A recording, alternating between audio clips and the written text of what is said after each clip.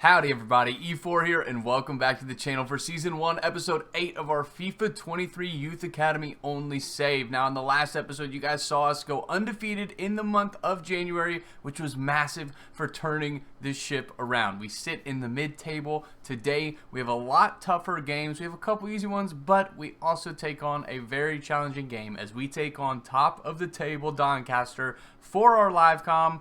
It's going to be a doozy. We have a couple other things to go through, so let's dive in.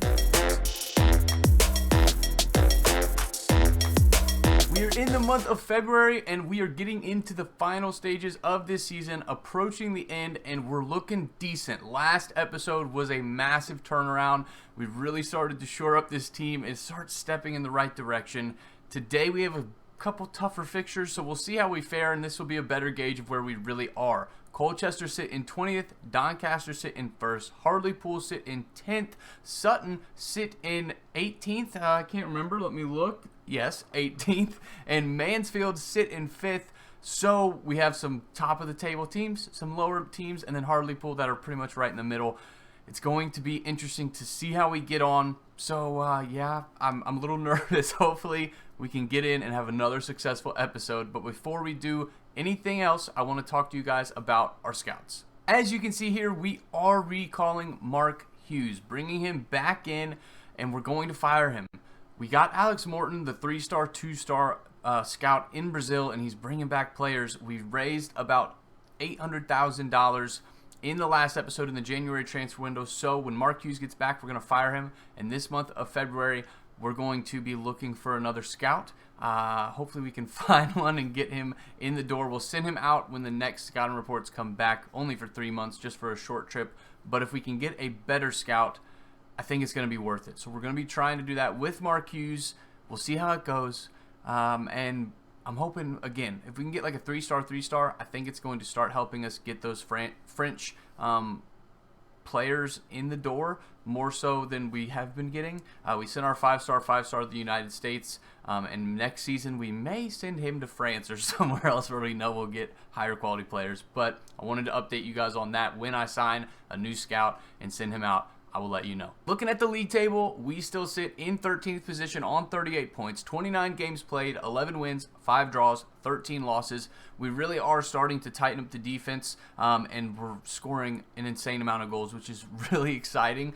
But again, we got to start figuring out our defense, and I think it's coming together, but it's just going to take some time. We still have a -8 goal differential, which isn't the best, but we are the worst team in this league, and we sit 13th, which is definitely an overachievement. Today, we're going to be taking on Colchester up first, who sit in 20th. We follow that game up. Let's look over here with our game against Doncaster, who are all the way up at the top, and that is our live comm game. So we're going to get into the highlights of the game against Colchester, who again sit all the way down in 20th, 7 points behind us on 31 points. And I've said it a lot, but this is an opportunity for us to get some points. It's a game that we need to be winning if we're serious about progressing and moving up these leagues. So let's get into those highlights. And based on our recent form of 5 games unbeaten, we take in the same team against Colchester. With half an hour on the clock, Ambrose led the counter, playing Cabral down the left, and using his 77 pace, he was able to outrun the defense and get into position to fire across the keeper inside the far post to give us the lead 1-0. But in the 68th minute, the curse strikes again as the block shot falls in a bad spot and Hyde is dispossessed to give them the equalizer 1-1. But 8 minutes later, Anderson wins the ball and plays it to Coleman, who spots Lewis down the left, and with a simple pass and a clean finish, Lewis retakes the lead 2-1. And after being given 2 full extra minutes of extra time, they get in behind and grab the equalizer as the final whistle sounds, 2-2. The draw is infuriating as the same benefit of extra time is not given to the user how it is to the CPU team, and we played well, making this feel like drop points. That draw, as I mentioned, was so frustrating. They got 2 full extra minutes. The game was supposed to end on 93 minutes, and they scored in the 95th minute, almost the 96th minute. And that, it's just frustrating. When we have the ball late in the game like that, it doesn't continue. We don't get that extra time. The CPU blows the whistle. The ref blows the whistle. When the CPU has that position, same opportunity, they just get to continue to play. And, oh, that one was frustrating. We dropped 2 points is what it feels like. It doesn't feel like a point saved. It feels like 2 points dropped. We stay in 13th on 39 points now. And, oh, now we got to go play probably one of the hardest games of the series thus far as we look all the way up the table at Doncaster, up at the top, 56 points. Grimsby Town and Salford City and even Northampton really breathing down their necks. A win for us today would really make that title race interesting. Let's see if we can go get a result against Doncaster. It's going to be tough, but if we are serious about pushing for the playoffs and promotion next season, we got to at least show that we have some backbone against this Doncaster team. If we can go and lose if we can lose by only 1 goal, that's progress. I'm not going to like it, but it's progress. But if we can get a draw, I will take that as a victory. And if we can get a win, I will be bouncing off the moon, off the walls. I don't even know what I'm trying to say, but I will be gosh darn excited. So let's go take a look at the team we're taking in against Doncaster. We are sticking with the same starting 11 that has seen us have the success. We have 6 games unbeaten, which is progress. So we're going with the same team. Harrison goal, a back four of Anderson, Hyde, Guest, and Bennett. Midfield of Bernard, Wilkes, Ribeiro, and Cameron. And Cabral and Ambrose up top. On the bench we have Silva, Conway, Anderson, Lewis, Arnold, Benson, and Coleman.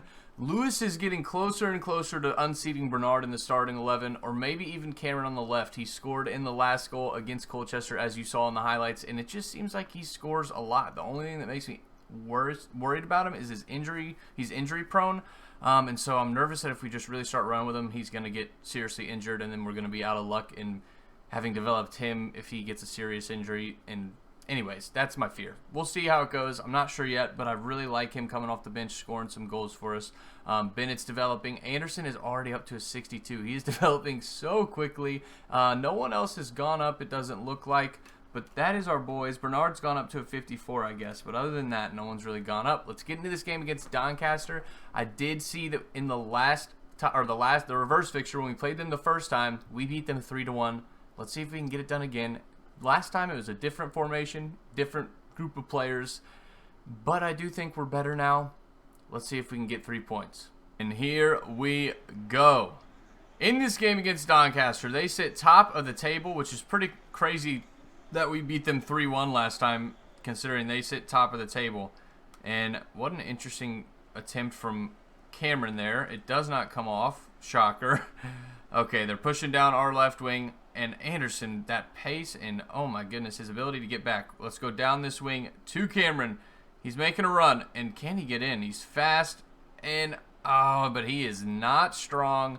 Loses the ball there after making a promising run, and our attack is thwarted. And here we got Cameron coming down the left again, going over to Ambrose, all the way down to Cabral immediately. Back to, Cabral can't get it back to Ambrose. I was trying to play him through and in. Cabral gets a foot in here. I need Ambrose or someone to come back, and he slides in. I was trying to get him to just cross it back, and it's out for a goal kick. Doncaster cross the halfway line into our half, and here they are already on the edge of our 18-yard box, and I switched to the wrong guy. This has happened to me so many times, and fortunately that doesn't end up in the back of the net. And as I mentioned, that game against Colchester was so disappointing. We played so well. Ambrose is in here. He's not offsides. Can he make something happen? I was trying to pass it, and he can't. That's another move that the CPU gets away with a lot. When we try and stop, turn, and pass like that, we lose possession, I feel like, 9 times out of 10. The CPU scores goals doing that 9 times out of 10. Again, it is legendary difficulty, but man, this has been challenging. We played against Colchester so well, and to only get out with a draw is hugely disappointing. Okay, we got 2 in. Go, Coleman, or Cameron, whatever your name is, and get it over to him. Cabral's there, and I tried to do too much. I maybe needed to just keep running with Cameron, and they get the ball off us, but we win the ball back there, turn and pass.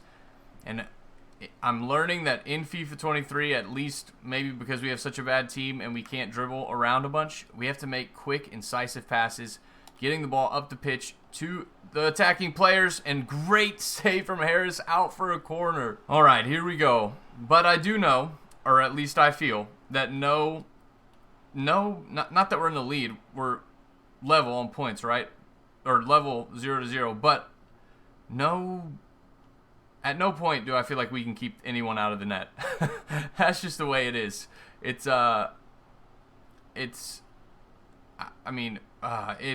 scary. Anytime the opposition team is on the ball, I'm nervous because I don't think that we can actually prevent someone from scoring. There's Ambrose. Can he do it? And it goes wide. Good attempt from the boys, but we got to finish those opportunities. Thus far, as we approach the half-hour mark, or not half-hour, the halftime whistle, that's what I'm trying to say, and they're in, and that's going to be a goal. Those runs that no one on our defense picks up, probably because their defensive awareness is so bad, but I could see it from a mile away.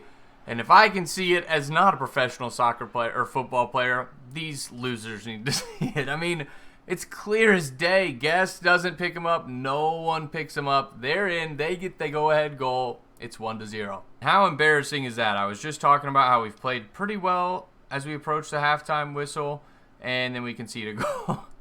It's you can't write this stuff, you know. It's just pure entertainment, boys and girls. Pure entertainment. All right, Wilkes on the ball here. And we're going to get the halftime whistle any second now. They're not going to give us extra time. And can he do it? No, he cannot. And they actually did give us an extra minute, but the goalkeeper collects. There's the halftime whistle. We're down 1-0, but like I said, if we lose by 1 goal, it's progress. If we can draw, it's a win. If we can get a victory, it's pure excitement and pandemonium. Doncaster looking dangerous, trying to find a way into our 18-yard box, and they have it here as they play down our left side, get a cross in, and Harris does collect it. Great job from the young goalkeeper, getting it right up to Cabral, over to Ribeiro, into Ambrose, down the wing to Bernard, and come on, get something going. Ambrose, Cabral, come on, finish it, and there it is! Hit him with the dead fish! What a team goal! What a passing display from the boys, and that route to goal is very common. We saw it in the last episode in the live comm. We're seeing it again today, but getting it to the center and having a backside run come in, oh, what a play. Ambrose finds Cabral, and we get the goal. It's tied 1-1. Here is Doncaster, and how in the world did Wilkes not intercept that? The world may never know. It went like right past his foot, but he doesn't, and they continue to move into our half. I will say, again, progress. We, early on in this save, when we started falling behind, we were just, oh my goodness, we were just totally throttled. You know, we fell behind, and then we gave up 5 goals, or however many. Now, we're keeping the games closer, and we're not getting down and out when we go behind. All right, get it up to, that is not where I wanted to go, but I'll take it. Down the wing to Cameron here. Cabral is unable to receive the pass as it's intercepted, and they're in their half trying to spring an attack into our half. We are going to be looking to make some subs probably after their attack here to get some fresh attackers on the field because we have some tired legs. Here they are in a dangerous spot, and he used an outside of the foot curled shot from like 25 yards out and almost made it. It's out for a corner. We're only making 3 changes right now. Lewis comes on the left for Cameron. Again, I know Arnold is better, but I want to get Lewis the game time so he can keep developing. Coleman up top alongside Benson. Coleman comes on for Cabral. Benson comes on for Ambrose because they're both tired. Our next changes will be 2 of these 3 boys right here. We'll have to wait and see who we decide to do. I think I already know, but we'll just have to wait and see. So let's get into this game and see if we can get the go-ahead goal and hopefully defend this corner well. Comes in, I forgot to speak, and we kind of headed out, but it's still not, and how, great save from Harris. I was sure that we had just given up another goal, which would have been infuriating. Okay, we have runners. Benson's in, and he's dispossessed. It was a good idea, unable to execute it, but we have our 3 new subs on the pitch, some fresh legs in this game to try and find the winning goal. And at least not lose. Come on, that is our goal, boys. If we can win or draw against the top team in this league, that is surely a victory. Wilkes, I don't know why you're just standing there watching that, buddy. Bennett does not win the ball there, and great save again from Harris. This kid is crazy. We bring on our last two subs. Anderson comes on for Wilkes, and Arnold comes on the left, and Lewis slides back over to the right. We'll see if these 5 attacking subs can give us a spark to find a goal. Ribeiro is, honestly, I love him. I really enjoy using him, so we're going to keep him on. And come on, boys. We got to find a goal, or at least keep them out of our net. We have another corner to defend, so let's get into it. And here is said corner. Looks like they're maybe going to play it short. They do play it short this time, where last time and that we've seen a goal like this before, and oh my goodness, it doesn't come off. It's out for our goal kick. We have 23 minutes left in this game, and oh my goodness, I'm nervous. You guys saw it. Oh, whatever your name is, Arnold with a poor pass. You guys saw it in the last episode where we gave up a late goal, and we've done it a lot this year. It's so disappointing. And come on, Arnold, bad pass. Okay. Fortunately for us, it doesn't lead to a poor, or whatever I'm trying to say. English is hard, you know. Sometimes speaking is very difficult. All right, we got Benson here. Can we make something happen? I want to get it to, I wanted to go to Lewis down the right, and it doesn't go to Lewis. It just goes to whatever his name is, Coleman. They get the ball back into our half. 5 minutes left on the clock, and come on, boys. Come on, boys. Not like this. Not like this. And he's in, and no one picks him up. And Harris, you beast. Our controller goes out. But, oh, my goodness. Thank you, Harris. He is keeping us in this game single-handedly. Now, they have this corner. 4 minutes left on the clock. Can we hit a counter and find a goal to win this game? And can we keep them out of our net, more importantly? Because, again, we've seen it time and time again in these situations. In games, he's offsides. Good. He was offsides.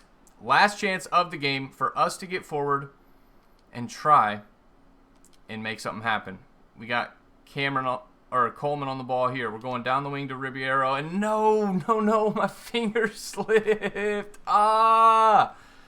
And don't you dare give them 17 extra minutes. Okay, good. Should be the end of the game there, and oh, my finger slipped. We had Ribeiro down that left wing, and it goes to Arnold instead of him. We get the draw. That's 2 draws in a row, which is again progress, but oh, I want to get some wins. This team is so close. I can taste it, but we can't get the finished product, and we can't put games away. We will get there. We're not there yet, but that's the excitement of this save, developing these young guys and trying to build this team into the best team in Europe. So I'll see you guys in a second when we look at the league table. The draw season slipped down into 14th spot, which again is disappointing. We had some opportunities in that game we couldn't capitalize on.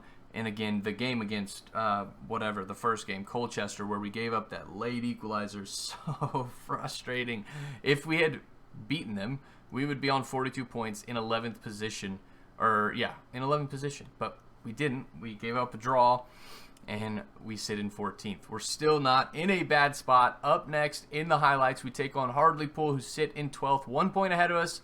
And again, we have to find a way to climb the table and get some wins, find some results. So let's see if we can make it happen in these highlights against Hartlepool. Once again, we take in the same starting 11 to continue developing the young players. In the 14th minute, Hartlepool had a corner that they got ahead to and put on net. And at first, I thought Bennett made a goal line clearance. But after closer inspection, the ball did cross the line, and it was 1-0 Hartlepool. But we responded quickly as 2 minutes later, Ambrose played in Cabral, who rocketed home the equalizer 1-1. Each team had multiple good chances throughout the remainder of the match, but couldn't capitalize as it ends 1-1. The draw sees us in 14th on 41 points and still only 6 points out of the playoff positions. Today, we take on Sutton United down in 20th, and we need a win after 3 straight draws. We know them, we love them, and we stick with the same starting 11. In the 33rd minute, we had a counter as Ambrose played it down the right flank to Bernard, who beat the keeper from a difficult spot to give us the lead 1-0.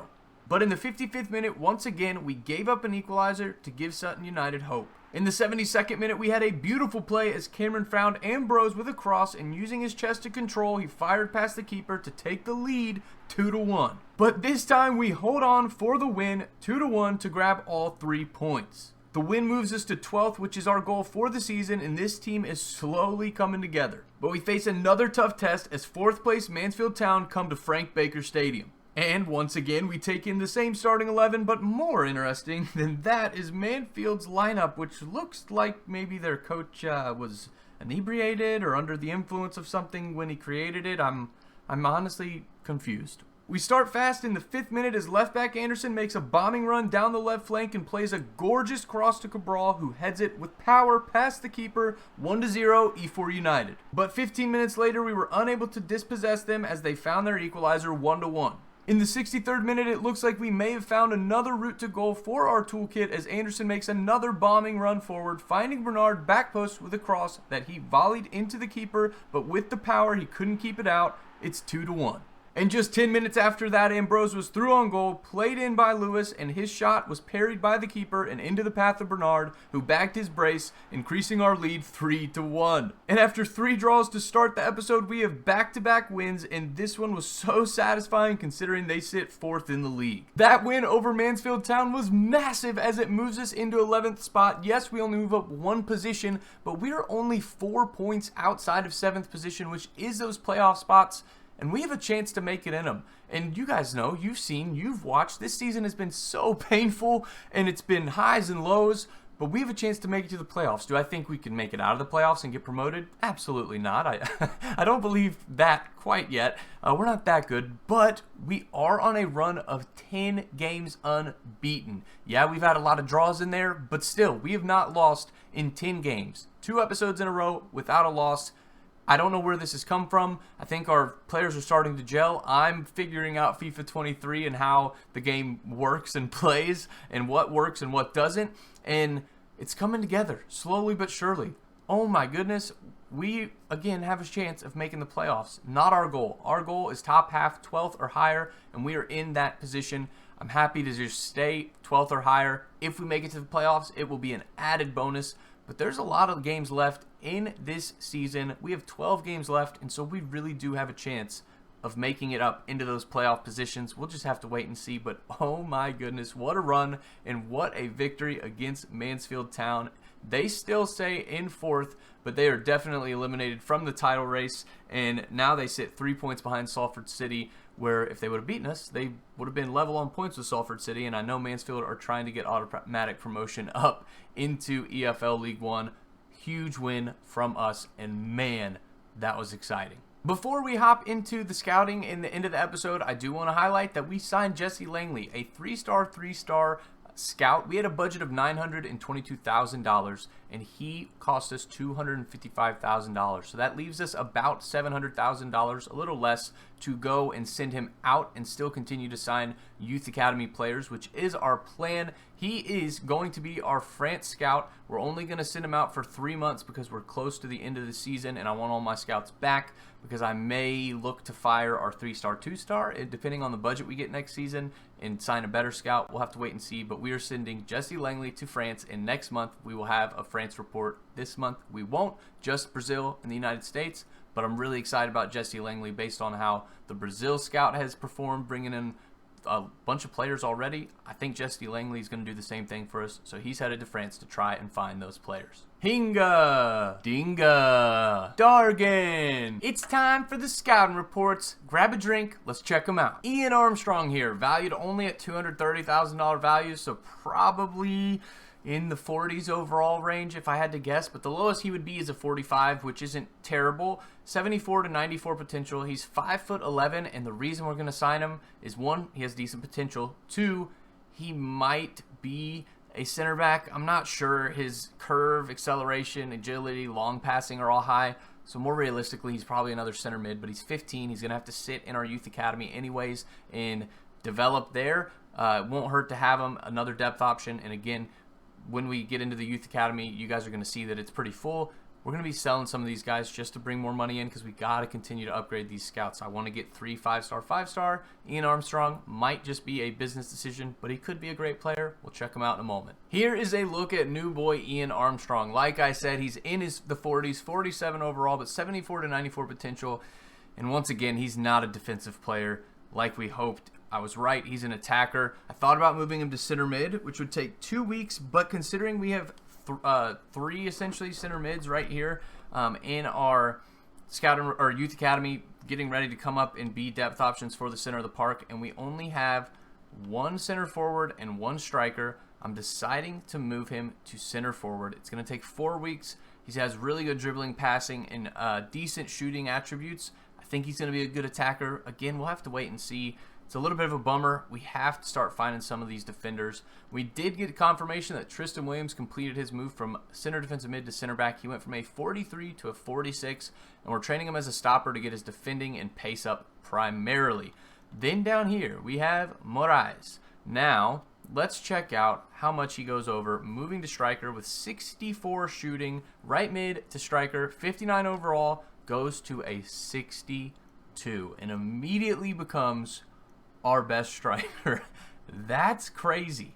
Absolutely crazy. Now, we can continue to just get his poaching up, or, I'm not sure what I would like to get up. His physicals are pretty bad, and he's 5'11", I think, but I want to get that sprint speed up. We'll just make him a finishing beast. We'll start with poacher while he's down here, and once he moves up, we'll probably move him to mobile or complete striker. For now, he's going to stay as a poacher to get his agility up, along with the sprint speed. Agility is really key, and so we're going to go there, and we'll check him out in a month or so, see how he's doing. Here's a quick look through our youth academy. If you want to see anyone, you can pause. We've talked through these guys so much. Again, not calling anyone up.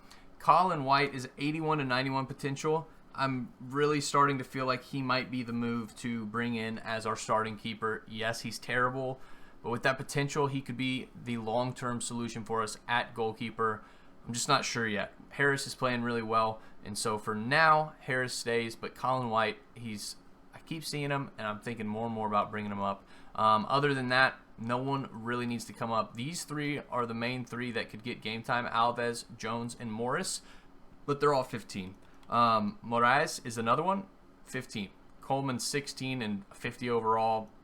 Castro's 17 and a 48 overall. So we have no really good players, and all of our good players are 15, so they can't come up anyway. So we're just going to keep them down here, keep letting these guys develop naturally in the Youth Academy, and we'll check them out in next month's scouting report. If you have enjoyed that, leave a thumbs up on the video. If you're new around here, subscribe to the channel. I would greatly appreciate it. Leaving a thumbs up lets me know that you like this content, and I'm going to keep doing it if you like it. I want to know you guys like it. And I have some other ideas, and when I release those videos, if you like those, leave a thumbs up. Again, it lets me know, hey, I like this content, and I want to see more of it. Again, thank you guys so much for the support. It's been amazing. And again, to you guys, it might look small, but to me, it really does mean the world. And we're 7 episodes in, and the support has been awesome. So thank you guys so, so much. I am enjoying this team's journey through the Crucible. We're turning it around. Until next time, Efour out.